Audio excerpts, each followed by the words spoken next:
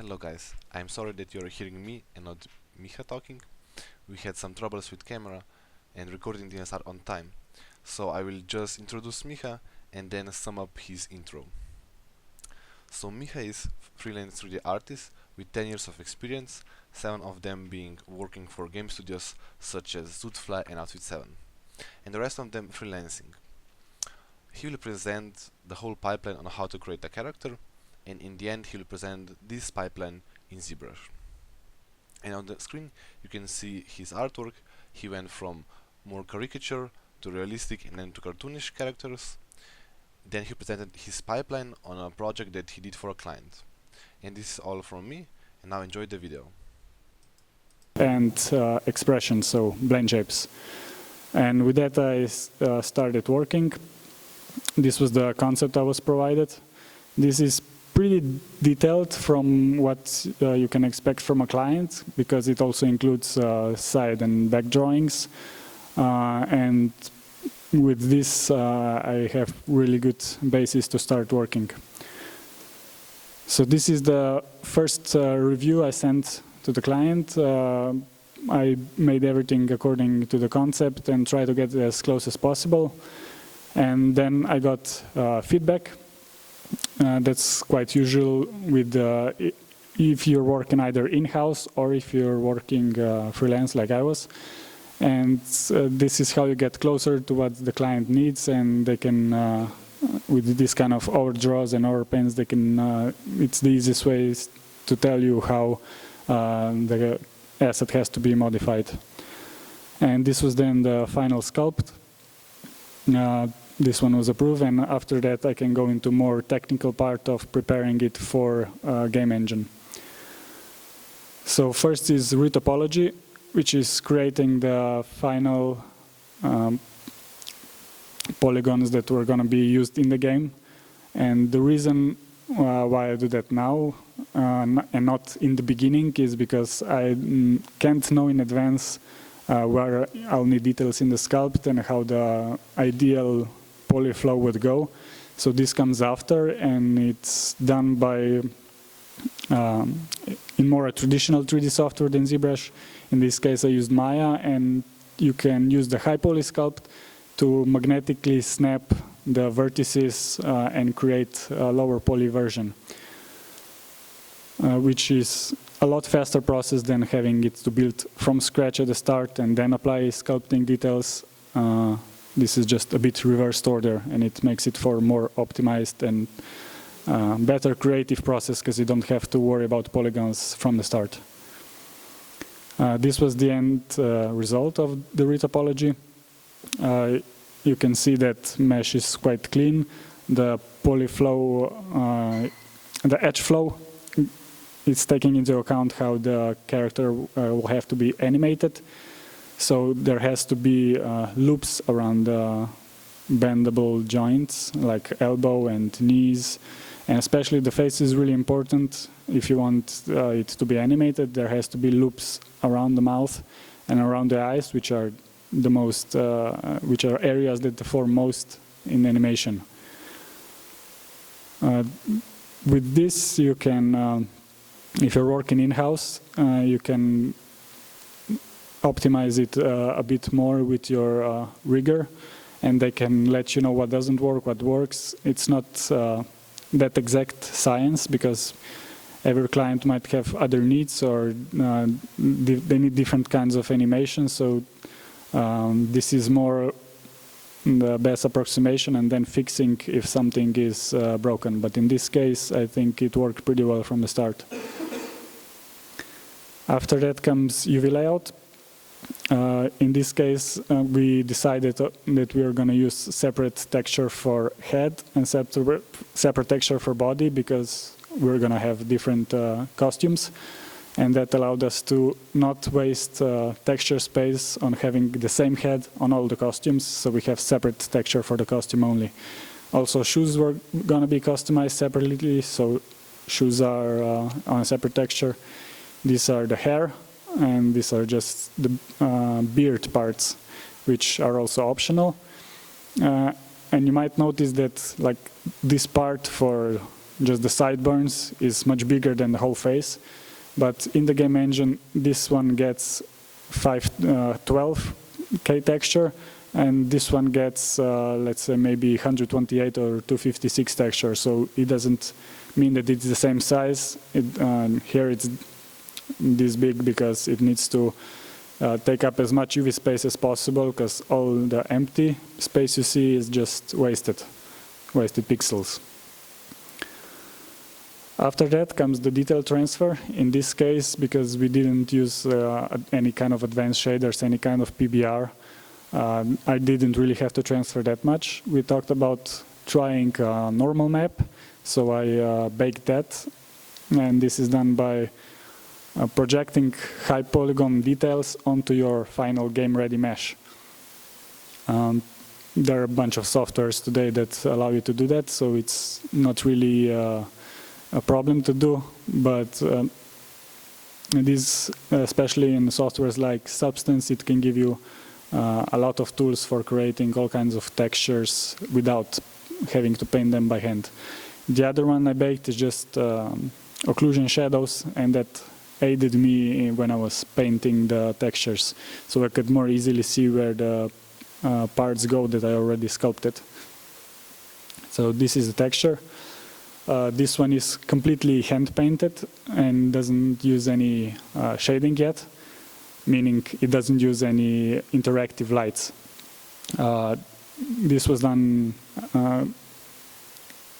after we discussed this with the client, and they were later going to try adding some shading on top of this one, but my direction was to make it work even without. So good. The benefits of this are that you don't need that much polygons to make the character look good, because you won't notice shading problems.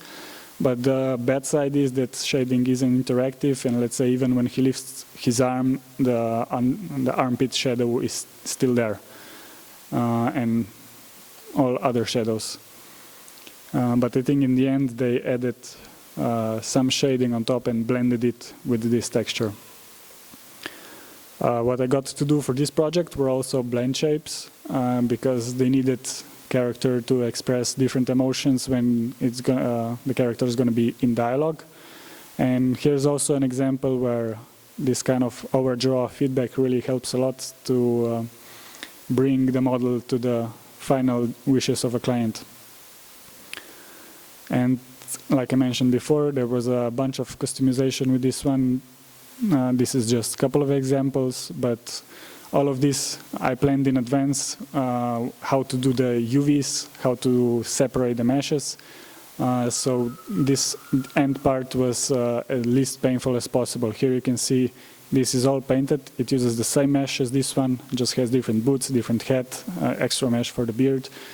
And here there's extra mesh for the jacket because it has more volume. But all of this, even this jacket, uses the same UVs as this, so I could reuse a bunch of layers and saved a lot of time on this. After that, or already after the final model is done with the UVs, it can go off to rigging.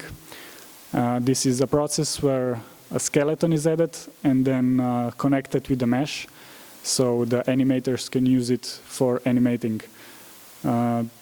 This here is just an example I made because I wasn't doing this part. This was already done by another artist.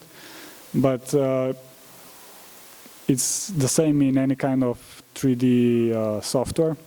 You basically create a skeleton, then you connect it with the mesh, and then you have to, and it already applies weights to vertices that are going to determine how big of an influence one joint has.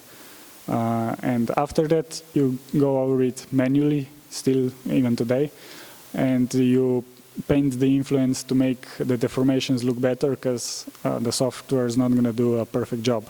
And this can be seen here or here. Let's say this is part that is connected to the thigh bone and still has some soft influence here, so when you bend the knee, it doesn't just look like a hard transition, but it bends more softly.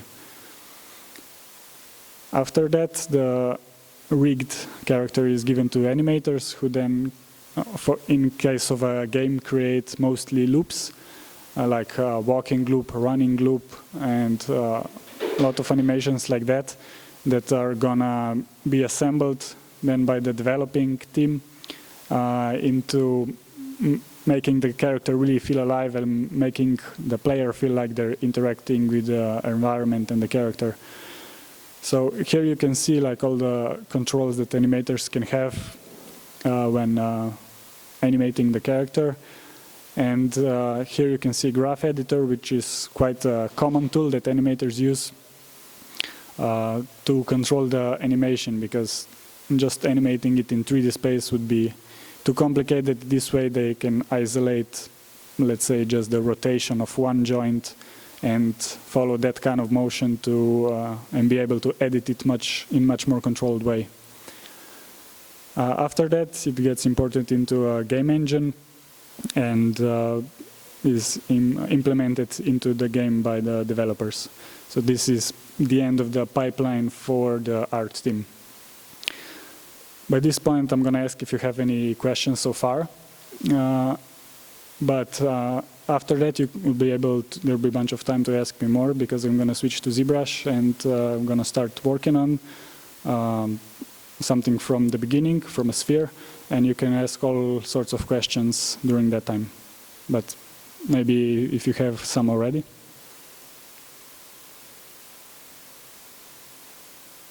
Okay, then we switch.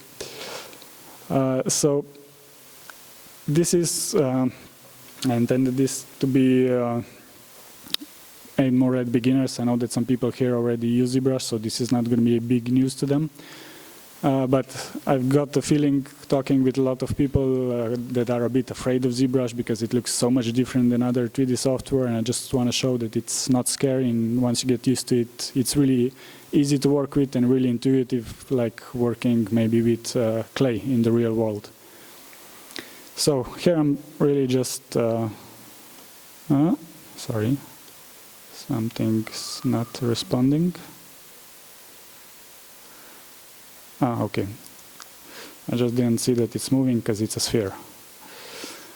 Okay, so I'm starting with a sphere. I'm turning on Sculpture's Pro mode, which is going to generate the topology on the fly, so I don't have to worry about what kind of details I can add with just a mesh like this. I will be able to do anything I want with it, and it will just generate a new topology while I'm doing that. So the asset I'm going to make is this. This is not the most usual concept I get because it's already in a pose, but I thought maybe this would be a bit more fun than just creating a T-pose character that is going to look a bit dead in the soul. So from the start, to make things easier, I'm going to use symmetry and just going to start pulling things around.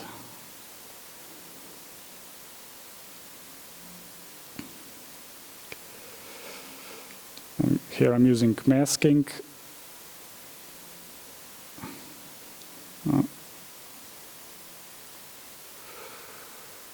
And transpose tool. Here you can see how topology gets messed up.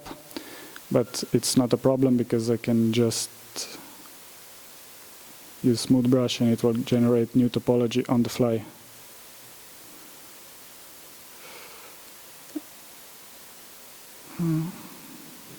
So this is my favorite brush to use. It really works in a way that's similar to clay. Sorry.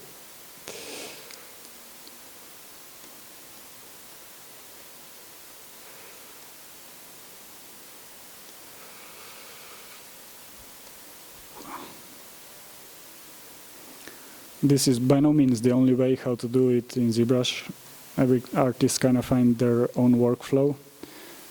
But I like to work very messy until I get to some closer to the final result. Then I retopologize and start working from mesh with subdivisions.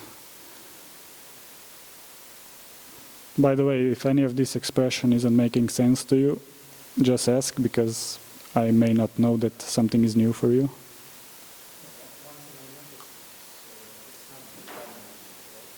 No, this isn't Dynamesh. This is new in the 2018 version. It works similar to Dynamesh, but it works on the fly. You don't have to update the mesh. For instance, in Dynamesh, you're going to see a bit later. All right. Let me just quickly do this. So for instance, now I'm going to add a tail. I'm going to use a snake hook brush. But in Dynamesh, I couldn't do this because it wouldn't create it on a fly. Well, now because of symmetry, I have two tails, but so that's one of the differences. It's really good for some things, but let's say if I use a really big brush and smooth it, I'm gonna destroy details. So it kind of has benefits and negatives.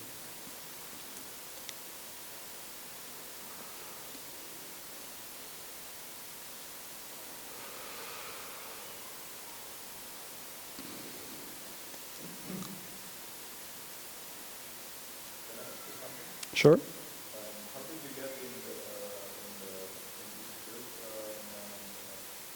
How did you start freelancing? Well, my first job was at ZootFly, where this was basically my school for 3D, because I knew very little before. I mean, I did send them some very, very bad model of a castle, a Ljubljana castle.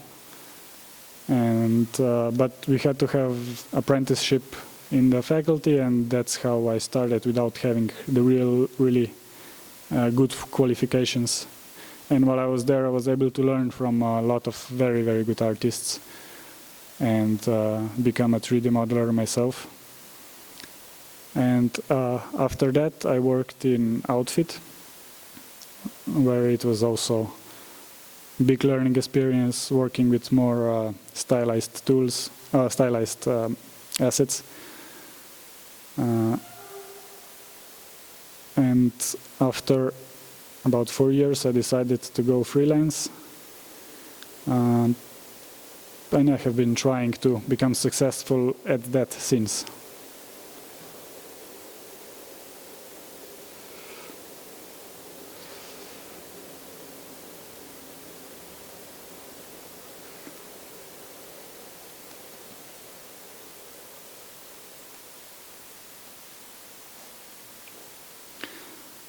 Also, if you're interested in character art specifically or creature art, one of the main things you have to know is anatomy and proportions. So really strong artistic skills are important, much more than software, because software is much easier and quicker to learn than core artistic skills. So especially to people who are, I see some here that are really good illustrators, I think they could get adopted to using this software quite easily.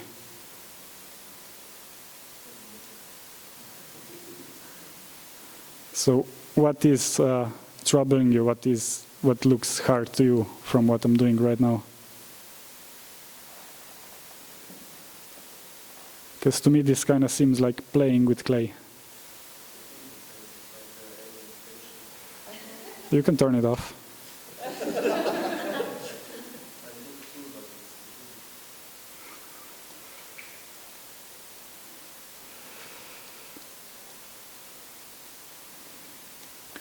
When did you start using ZBrush?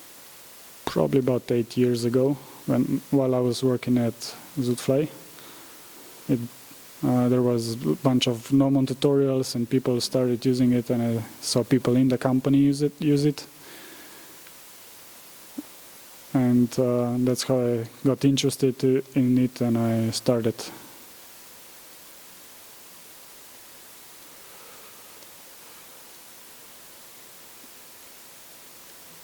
Well, about the interface, you can customize basically anything you want. You can go,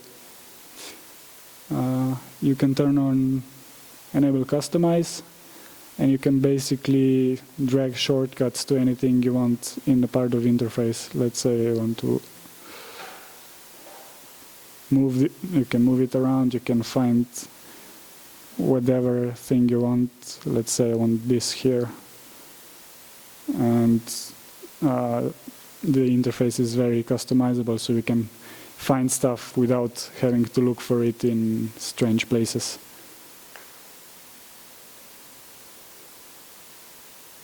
By the way, if you're not familiar or some tools that I'm using look strange to you, just ask me, because I'm maybe too familiar with them and it won't look strange to me.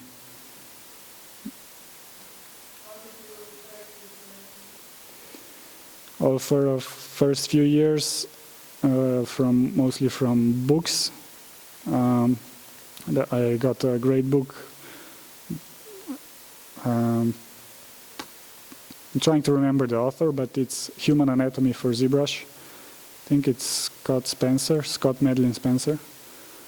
And that one was really good because at the same time it was teaching me ZBrush and anatomy. But in the last year I took some online classes with Scott Eaton, and that really helped me deepen my anatomy knowledge a lot. Also, it's what works the best is just practice. Even after you learn it, you still have to practice a lot.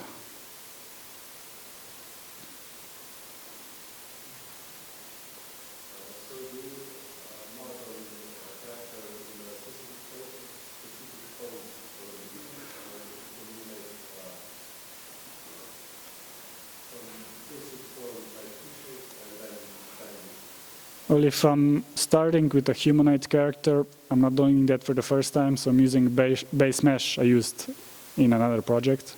Or you can also find a bunch of base meshes, because it makes it easier. I know that character is going to have 5 fingers, it's going to have a face, and that's why I'm not starting from start like this every time. Here I'm just trying to remove as much technical stuff as possible.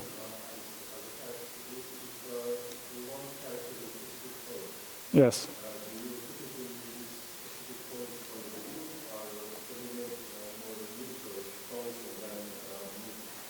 That depends on how you make it. I'm gonna pose this one a bit, like you see in the concept. But first I'm working with symmetry, so I don't want to do half the amount of work I have to do. But after that, yeah, you can quite easily pose characters. Here I see the proportions are wrong, so I can mask it, smooth the mask, and just pull it out. And here there will be, I mean, like I showed before with the tail, it's really easy with Sculptors Pro mode to use snake hook and just add features.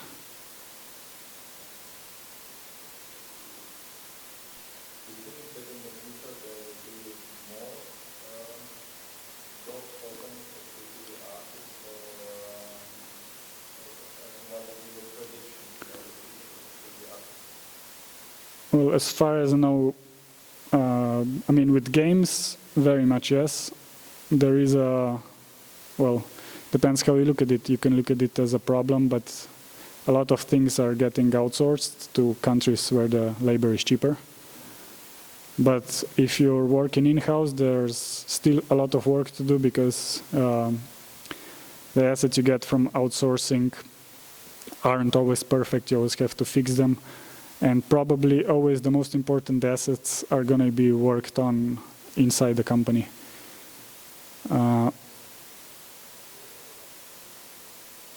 But I don't know how to, if I dare to predict if there's going to be more or less jobs. I went into this mostly because that's what interests me. I didn't do a lot of market research. So I think he really needs a mouth, so I'll just could have a bit more oomph.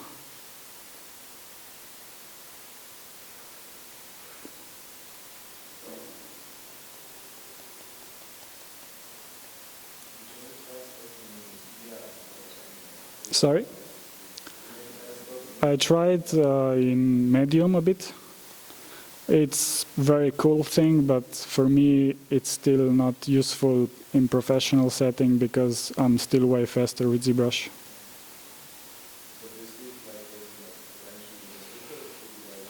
I mean, maybe I know some artists who are really promoting it heavily, but for me I found it more like a fun tool to use, but not yet ready for a professional level. From what I hear, that's used a lot in movies, where they have to make digidoubles, meaning like a CG stuntman for Brad Pitt or whoever. They rely on scans heavily, but I haven't heard of them using that much in game industry, apart from the biggest studios who are working with very detailed characters, very realistic. For example, Quantic Dream, that makes very movie-style games.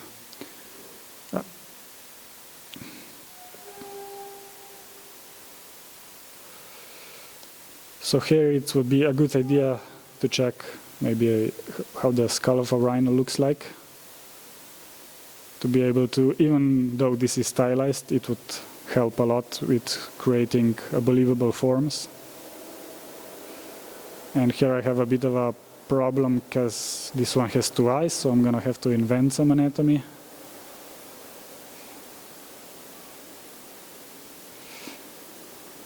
And sorry?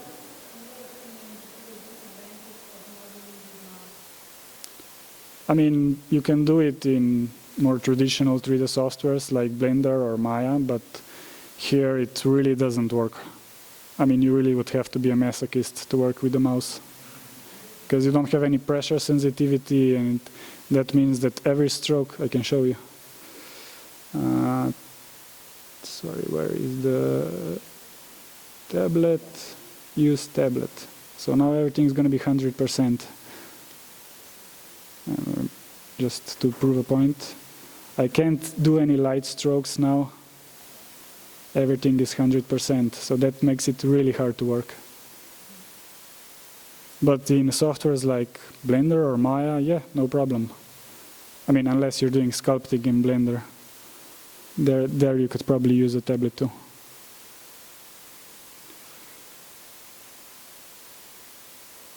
Why did you decide to freelance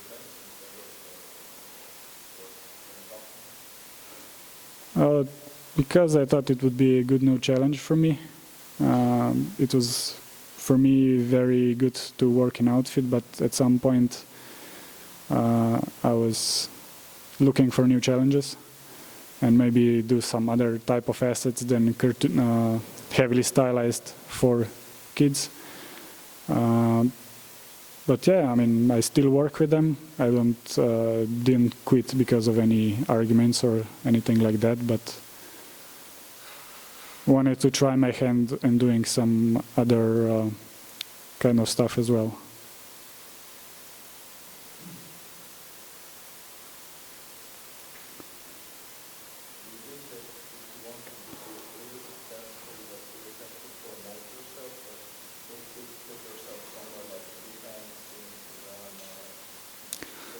Well, it's definitely gonna help you, but just my point of view is that there has to be substance behind it. I mean, sure, you need to promote yourself, but promotion is not gonna get you hired if your work is not what the company is looking for. Either the quality or just the style or type of work they're looking for. But yeah, it helps to promote a lot. I don't do that much online myself, but I go to a lot of conferences where I gather contacts, and I hope that someday that will help me get more clients and more projects. In Slovenia, there is one in October that's organized by the same Slovenian Game Conference, and also this year part of it's going to be what used to be Slovenian Creative Workshop, so this will be art focused talks. It's really great opportunity to meet people here. There is one used to be in Zagreb, and it's now this year it's in Split, called IFCC. IFCC. And this one is much bigger and usually attracts speakers from all sorts of places, even LA and people like that. I found it really beneficial, but the one I've been going to most is THU. Trojan Horse was a unicorn.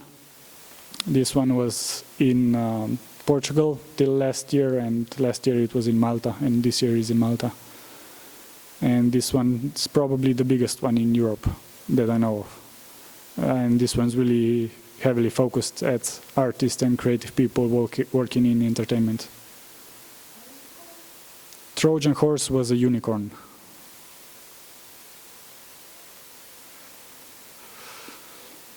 Also, a good idea is to move around your models so you don't get stuck on one part and have everything else neglected. Also to freshen your eyes, because I might have been working on that part for too long and it didn't look too good, but I didn't notice. It's very often that I notice that when I work at something next day, and I thought, oh, this is so great yesterday. And next day you see, oh, damn, this really doesn't look that good as I thought it does.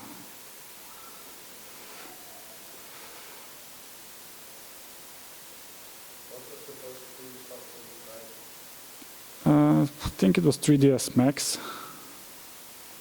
I used it till I got to ZootFly, and then they used Maya, so I started learning that, and I have been using it ever since. But Maya is becoming, or is, really expensive, and I'm a freelancer now and don't work in a company anymore, so I'm starting to learn on Blender.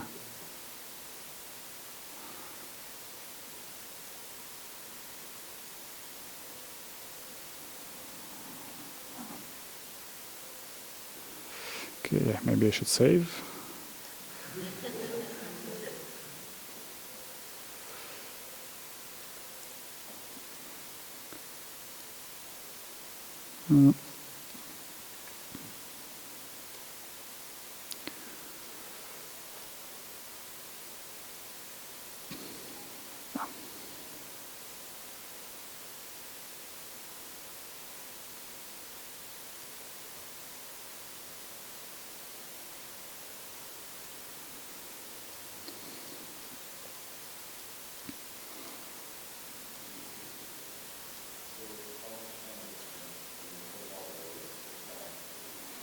It very much depends on the style that they're going for. So for the character I showed before that I did for Tricky Tribe, because it was the first one I think I used, and it's cartoony style, I think I used a week for that one. I would have to check that though, it's been a while. But if it's more realistic, it's gonna take much more time, because I mean, now in this stage, when you can see a lot of changes I'm doing, and it looks like it's going by really fast, but when you start doing details, they eat up a lot of time. That's also why I chose something cartoony and stylized for this, so I can actually do something in half an hour.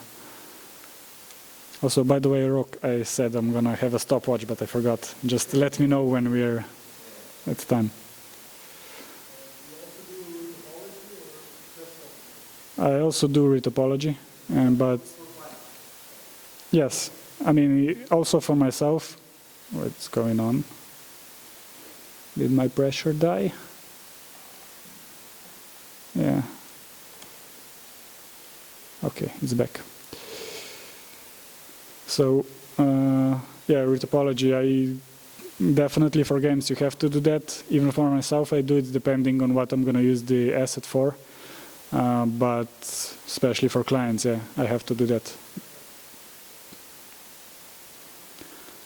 So about this concept, I think what really makes him makes him a strong character is that he has all kind of skin folds. So I'm gonna work on that now. Make him quite chubby.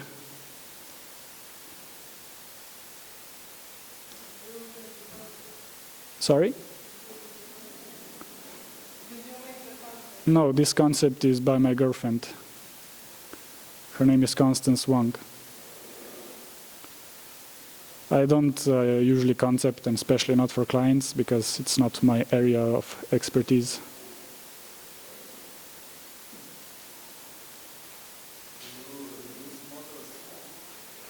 Well, definitely, especially for base meshes, so I don't have to sculpt everything from the start every time. But in the end, they look very different than they did on the start.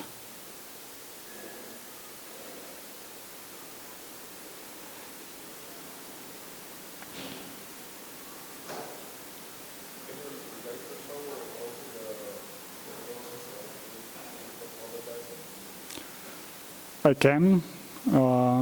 It's gonna. Okay, let's say that I'm happy with this one. Let's say that's a final sculpt, even though it's still very much not. Just gonna save it quickly. Well, one thing you have in ZBrush that's really useful for retopology, you have a bunch of options to redo the mesh. So now what I'm going to do is I'm going to turn off Sculptris Pro mode, and I'm going to go to Zero Mesher and just Zero Mesh. It's going to calculate that for a bit. And this is going to automatically create me new topology, which is very useful for sculpting, but this one won't be good enough to be used for in-game model, especially if it's going to be animated and it's going to have to deform. So this is what I would do anyway for this and continue working with subdivisions, because now I have all the segments that I need and I can work with that. I won't have to add any more features like horns. But if I want to do that retopology, I'm gonna export this one. So now I'm just gonna take a bit till I start Maya.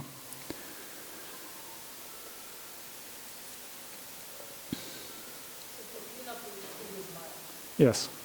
ZBrush has some tools, but I find them a bit clumsy. And sometimes, depending on what result I would get with Zero Mesher, I would maybe start with that and just modify it in Maya. But usually you lose less of nerves when you just start from scratch. So this is the OBJ.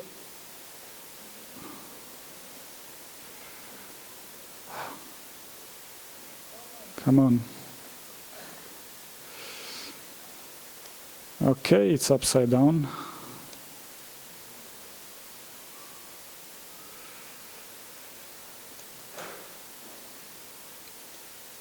Let's enlarge it a bit. Okay, for this, I mean, there are tools in Maya to do that, but I'm quite used to this plugin. It's called Diamond Modeling Tools. But the procedure is not that different from Maya or any kind of other tools, but I think this one is a bit faster for me.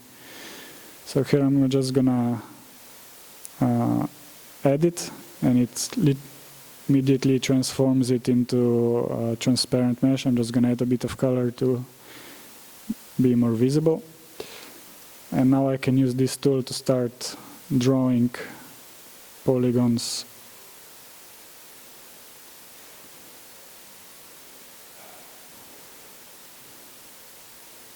So here, if this mouth will be animated, I have to go in a loop around it.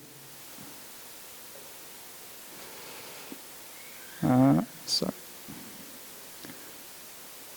It gets a bit buggy sometimes when it doesn't know what kind of polygon you're trying to make. But yeah, anyway, this is how I would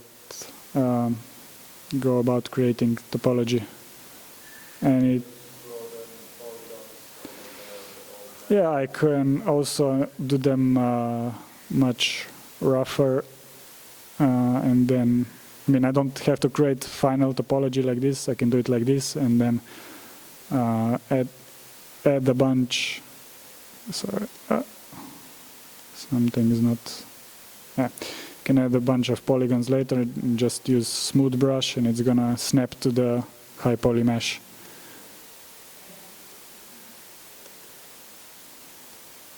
So, sorry?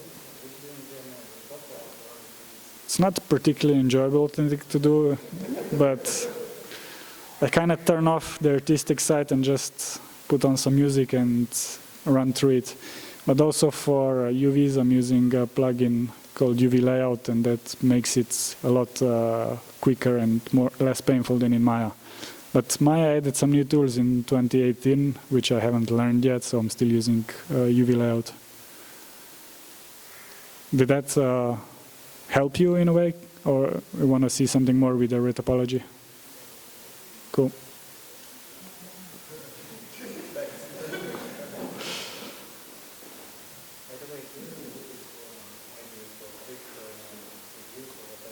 Sorry? I mean, in ZBrush you can paint directly on the polygons. It's basically vertex paint. And then you can, after you make UVs, you can make them in outside of ZBrush. You can just import them, and you can bake the color information from the vertices to the texture. You don't really have to do UVs in ZBrush. It has them, some automatics, and they can be useful for some stuff, but not for final use in game, because they're very unoptimized. So now I'm going to work with subdivisions. And I can also work with layers, so if I mess up later, I can just turn it off or use morph targets.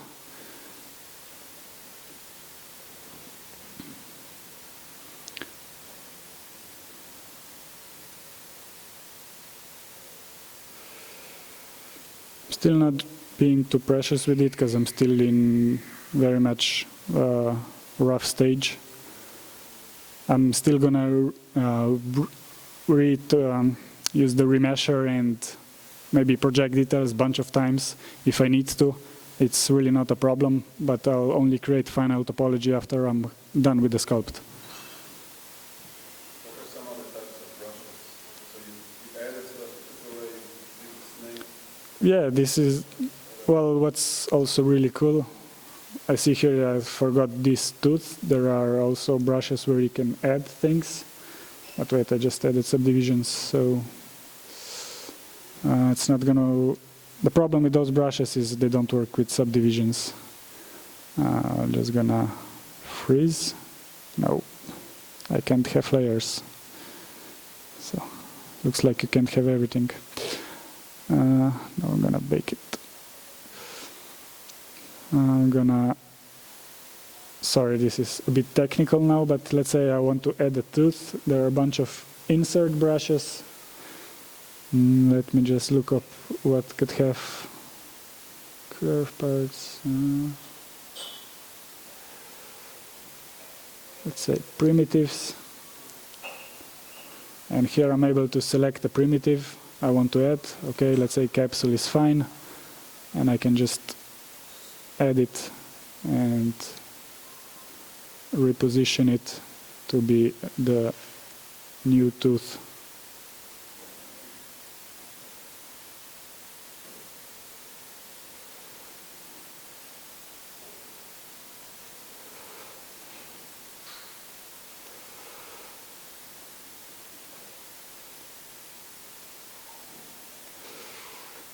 So there are a bunch of flattening brushes.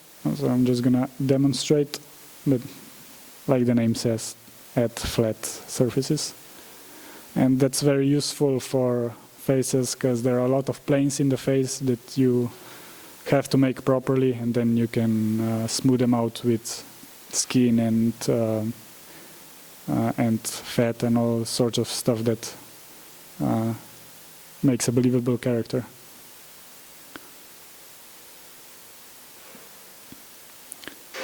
See how good this will work. Don't crash. Yay.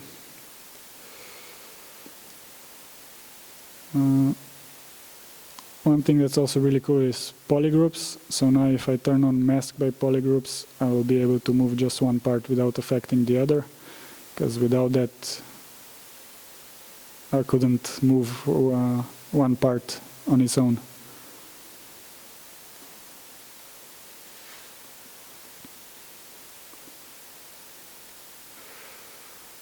So here I'll create a bit of a shape in the lip.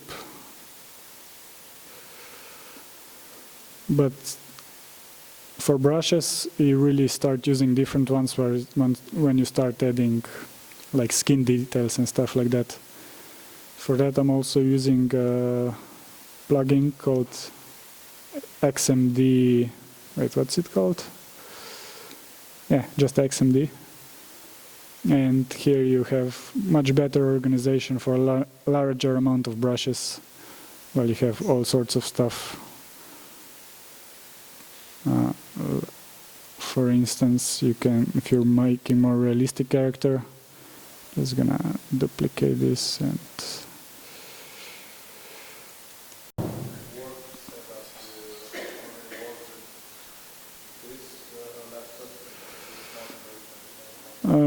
I can do most things on this laptop, but I have a workstation too. But this is not that much, I don't need it that much for ZBrush, unless I go into higher polygons, like maybe higher than 30 million. But more for Substance Painter and things that rely heavily on graphics cards, for that I prefer having a workstation.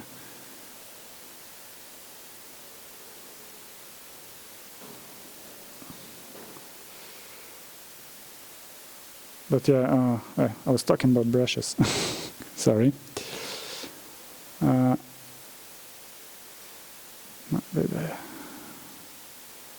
Okay. So let's say I use the insert brush and I'm gonna create a belt.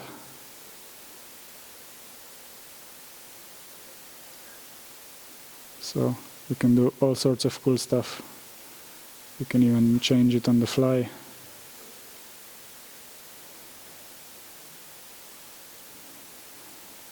So yeah, overall it's a pretty cool thing, and it's controlled by your brush size, the size of it.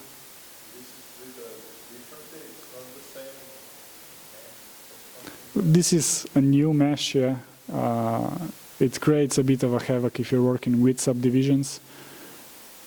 So you have to be a bit mindful of that, but it's a really useful tool once you get used to how it has to work. But yeah, it doesn't work as logically as in Maya, where you just have objects. Or you can also, here you can also see it has polygroups. You can then split it in different subtools you can see here, and then they're treated as completely separate objects.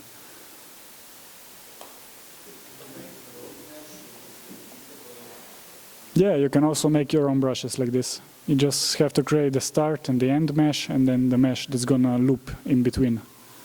And wait, which one is the...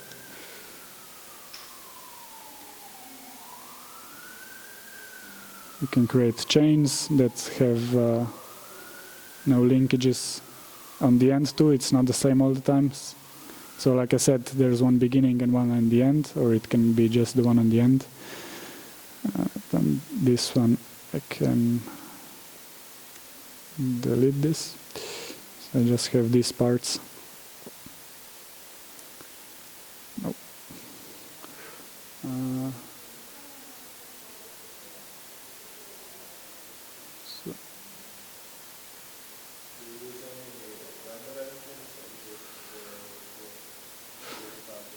I don't do much rendering because I mostly work for games. This was a bit too big.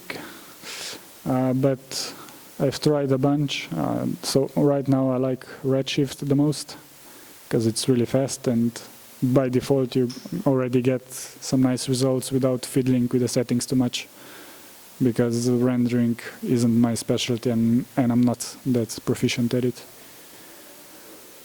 So yeah, these are kind of fun brushes you can use. Also, when you get to skin details, you can use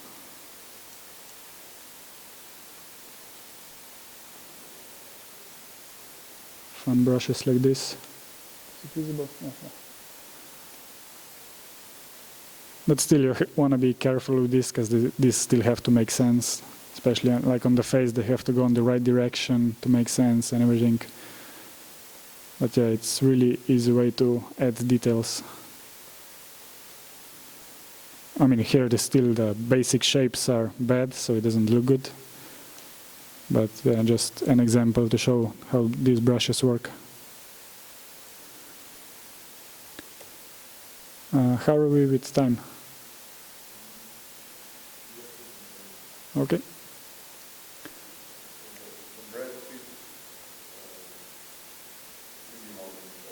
Yes.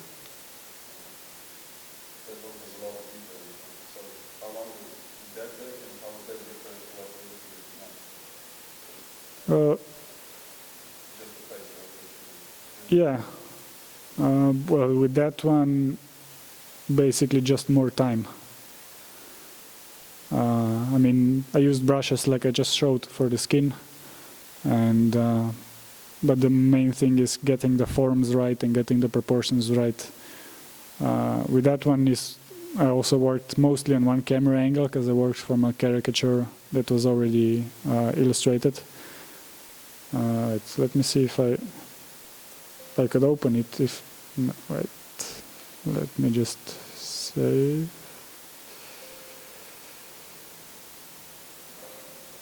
I don't know if I have that one, but I have the James Dean.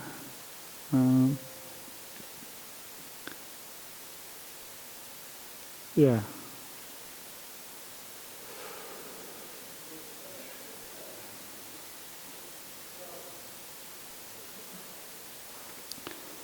It's gonna take a bit because that model is a bit heavier.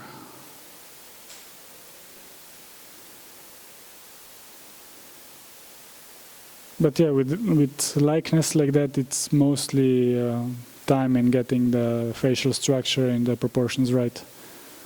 The biggest problem was because this is a movie star from a while ago, so there are no high-res photos. Okay, this is not the last one, but yeah. In the end, I made the expression. Yeah, first if I go into very realistic likeness, I don't use much symmetry because faces aren't symmetrical, and it's very easy to make it look very CG if you just use symmetry. So especially for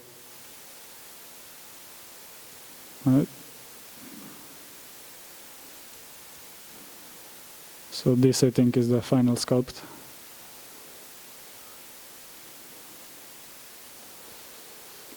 It's a lot more subtle work than what I was showing before when I started from a sphere. But yeah, a lot of learning about anatomy, and I did this one after doing the facial anatomy course, just to improve the skills and practice. But yeah, I can't say I used anything different than what I showed so far. It's just more time and polishing.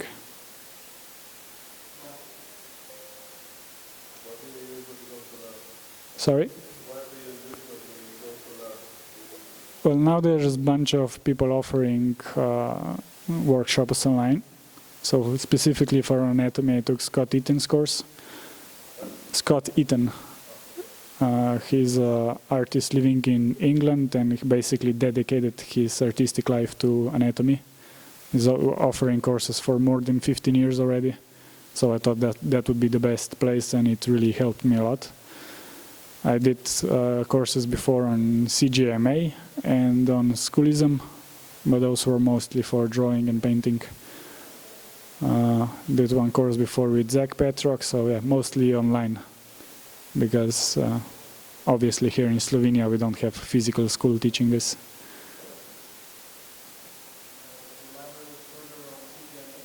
Sorry? Well, there I just did a digital painting course, so I don't know how good their 3D is, but if you find something that interests you, there will probably be a good source.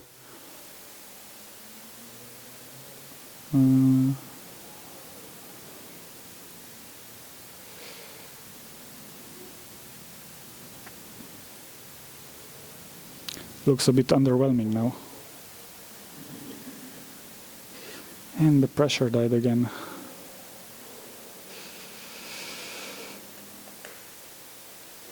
Well, I don't know how much more interesting it would be to me continue to do this. Are we close to time?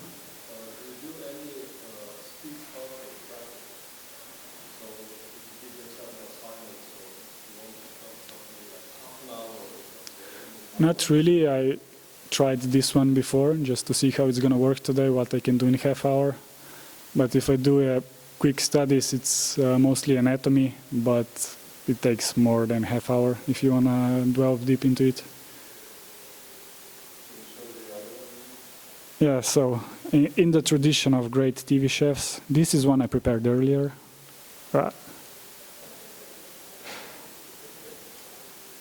This one has a bit more than an hour extra put into it, so maybe whole it took an hour and a half.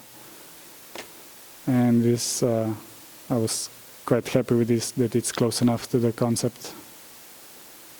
And this is using exactly the same things. Maybe I can just show how to pose a bit. You saw me use this line before. This is called a transpose line. And you can use it to pose quite easily.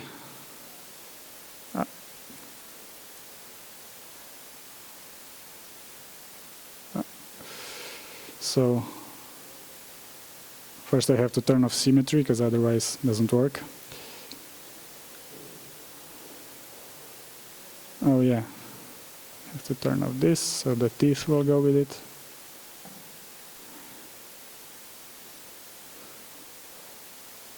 Nope. So the pivot point is very important when doing this to make it look realistic.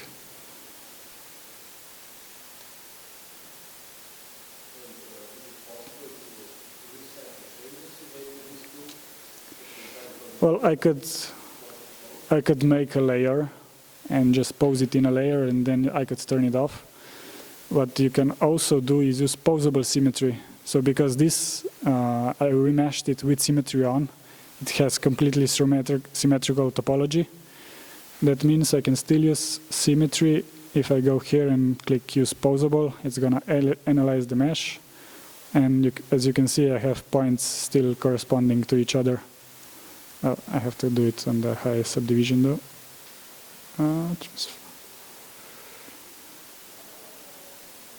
Okay. So as you can see, I can still work, even though it's not in symmetrical line anymore. This follows topology, but yeah, I could use that, or I have, where do I have the morph target? Looks like I don't. Yeah, but I could use a layer and pose it, work on it, and then if I wanted to turn off posing, I could just turn off that layer, continue to add details in symmetry, and then turn on the layer again. It may not work 100% perfect, but it's going to be like 90%. You might have to do some fixes after in the pose.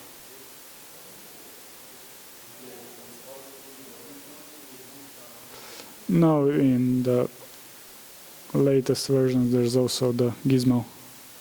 This was quite a huge deal for ZBrush because people have been asking for it for 20 years, but they just added it like last year. For me, this one is still more useful because it's easier to set the pivot, and especially for transposing, it's very useful.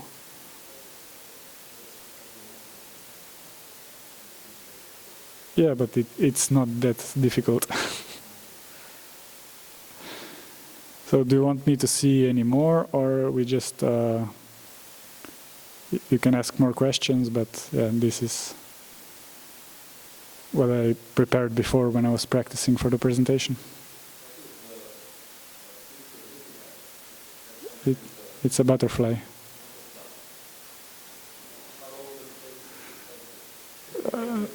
Like 30 seconds.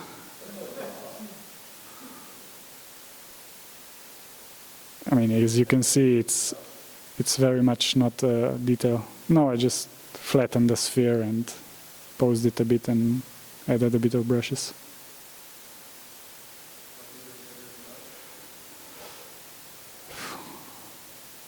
I use mostly the clay buildup. I don't know how to explain how it works, but it works different than standard. Standard is the one that just... what's not working? Oh, we have RGB on. So this one just adds a blob, but clay buildup creates more, I don't know how to explain it, but you have different impact. I mean, there I had higher strength. I could also do it too strong here. That's not the main point, but this one works in a way where it fills crevices much more.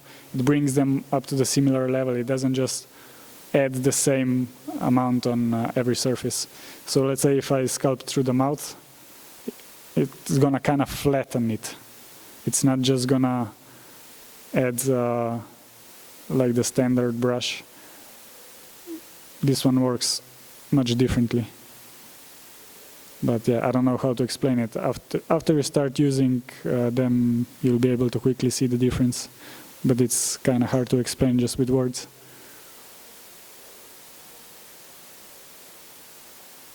Okay, any more questions? Okay then, thank you for listening and hope you learned something.